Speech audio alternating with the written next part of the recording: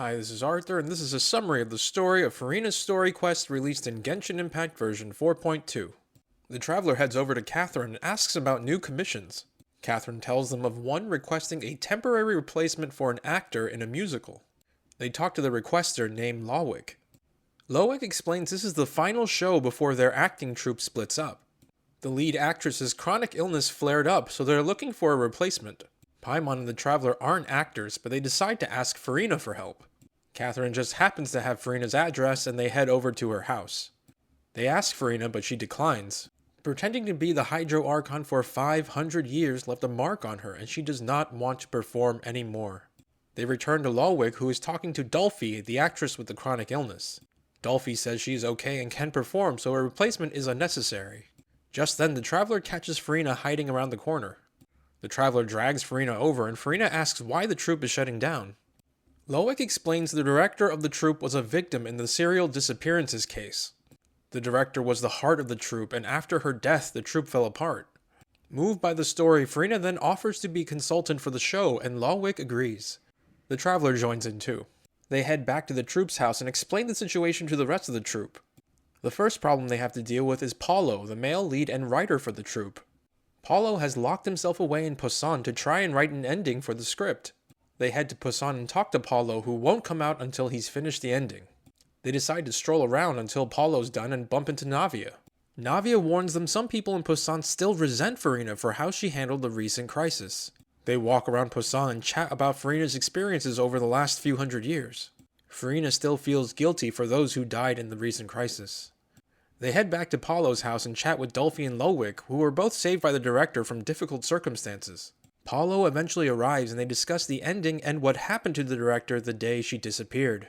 On that day, the director, named Aurelie, instructed the rest of the troupe to leave the city, almost as if she knew she was in danger. They also talk about Villemon, another member of the troupe who left the city after Aurelie's death. They decide to see Villemon and head over to where he's staying. Once there, they ask him if he knows anything about Aurelie's death. Villemon tells them the troupe has always been in financial trouble. One day, a merchant came by and offered money if they'd serve synth during their shows. Side note, synth is an abusive substance in Fontaine. When Villemon found out it was synth, he told Aurelie, who then told the merchant they wouldn't do it. The merchant was furious and threatened them. The threats escalated until Aurelie eventually told the troupe to leave the city.